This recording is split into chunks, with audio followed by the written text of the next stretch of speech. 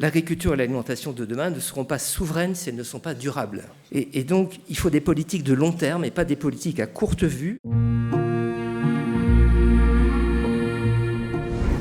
En 2035, en Auvergne, l'agriculture que nous souhaiterions s'apparente à une ferme autonome en polyculture élevage bovanais.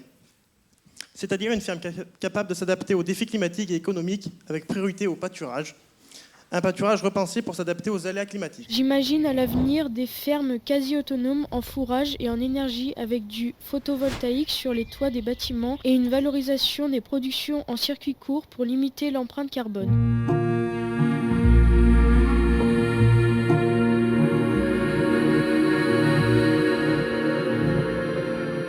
Si l'optimisation de certaines pratiques est envisageable sur un scénario de réchauffement faible, la trajectoire sur laquelle nous sommes implique de se poser la question de la recomposition des systèmes qui impliqueraient des changements de culture ou de modèles culturaux. Pour moi, en 2035, donc il faudra être plus exigeant et il faudra davantage anticiper, notamment le changement climatique. L'évolution des températures et la pression sur les milieux naturels obligent les acteurs locaux à repenser leurs pratiques. En 2035, les agriculteurs ne seront pas mis de côté et souffriront moins de solitude. Ils se réuniront dans des collectifs pour faire front face aux difficultés environnementales et économiques.